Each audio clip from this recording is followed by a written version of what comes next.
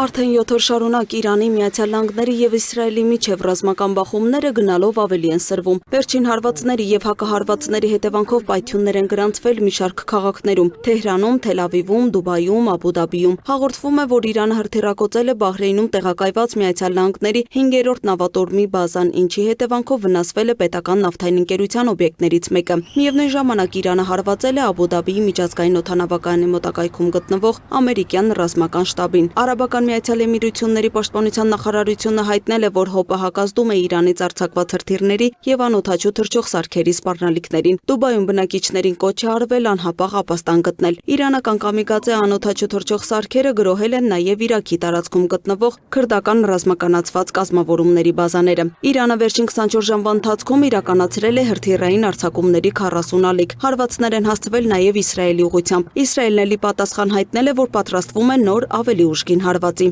Մենք անցնում ենք պատերազմի նոր փուլ։ Հարվածներն Իրանին կխորանան, եւ մենք մշակել ենք նաև անսպասելի քայլեր։ Միևնույն ժամանակ Միացյալ Նահանգների կենտրոնական հրամանատարությունը հրապարակել է ռազմածովային ուժերի Աբրահամ Լինքոլն ատոմային ավիակրի մարտական աշխատանքի կադրերը Իրանի տարածքում գտնվող թիրախների ուղղությամբ։ Միացյալ Նահանգներ իսրայելական ուժերը հարձակվել են նաև Իրանի Քերմանշահ քաղաքի ռազմաբազայի վրա, տուժել է նաև մայրաքաղաքի արևելյան հատվածը։ Իսրայելի վարչապետ Բենյամին Նեթանյահուն հայտարարել է, որ հարվածները շարունակվելու են։ Պատմական գործակցություն է Միացյալ Նահանգների եւ Իսրայելի զինված ուժերի միջև։ Մենք շարունակում ենք հարվածներ հասցնել Իրանի վարչակարգի թիրախներին եւ տարածաշրջանում գործող ահաբեկչական տարրերին, մասնավորապես Լիբանանում գործող զինված խմբավորումներին։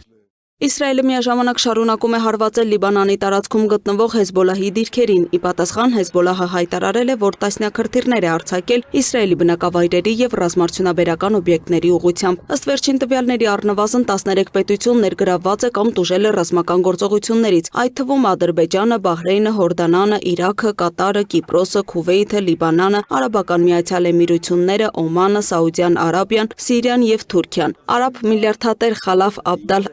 Ալ-Հաբդուրն էլ ուղիղ հարց է հղել Միացյալ Նահանգների նախագահ Դոնալդ Թրամփին, մասնավորապես նշելով. «Ով է ձեզ լիազորել մեր տարածաշրջանը պատերազմի մեջ ներքաշել։ Արդյոք հաշվի առել եք, որ առաջինը հենց տարածաշրջանի երկրներն են տուժելու»։ Այս ֆոնին նոր լարվածություն է առաջացել նաև ադրբեջանա-իրանական սահմանին։ Բաքուն մեղադրել է Թեհրանին Նախիջևանում անօդաչու թռչող սարքերի խոցման համար եւ հայտարարել քրեական հետաքննություն սկսելու մասին։ Ադրբեջանի նախագահ Իլհամ Ալիևը միջադեպը որակել է որպես ահաբեկչական հարձակում եւ հրահանգել զինված ուժերին պատրաստվել պատասխան գործողությունների։ Իրանը սակայն հերքում է մեղադրանքները եւ ենթադրում, որ անօդաչու թռչող սարքերը կարող էին արձակվել Իսրայելի կողմից սադրանք կազմակերպելու նպատակով։ Ռազմական գործողություններին զուգահեռ շարունակվում են նաև կոշտ քաղաքական հայտարարությունները։ Միացյալ Նահանգների նախագահ Դոնալդ Թրամփը հայտարարել է, որ ամերիկյան ուժերը 3 օրում խորտակել են 24 իրանական նավ։ Թրամփը նաև հայտարարել է, որ Միացյալ Նահանգները ցանկանում է ամբողջությամբ հեռացնել Իրանի գործող ղեկավարությանը եւ ներգրավվել երկրի նոր առաջնորդի ընտրության հարցում։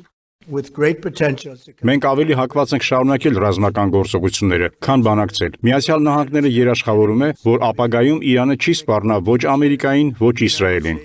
Իրանի արտգործնախարար Աբբաս Արաղչին էլ իր հերթին հայտարարել է, որ Իրանը հրադադար չի խնդրում եւ պատճառ չի տեսնում Միացյալ Նահանգների հետ բանակցելու համար։ Նա նաև նշել է, որ Ռուսաստանն ու Չինաստանը Թեհրանին աջակցում են քաղաքական եւ այլ ձևերով։ Մենք հրադադար չենք խնդրում եւ պատճառ չենք տեսնում, թե ինչու պետք է բանակցենք Միացյալ Նահանգների հետ։ Պատերազմի շարունակության դեպքում կդիտարկենք բոլոր հնարավոր սցենարները։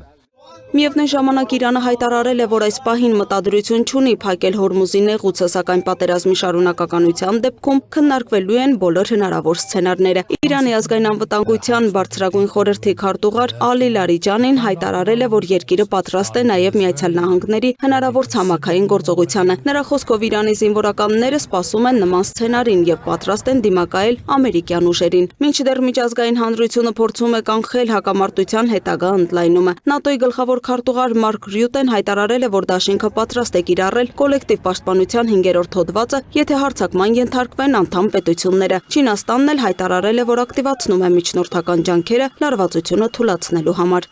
Լուսինե Գրիգորյան, Free News, Ազատ լուրեր։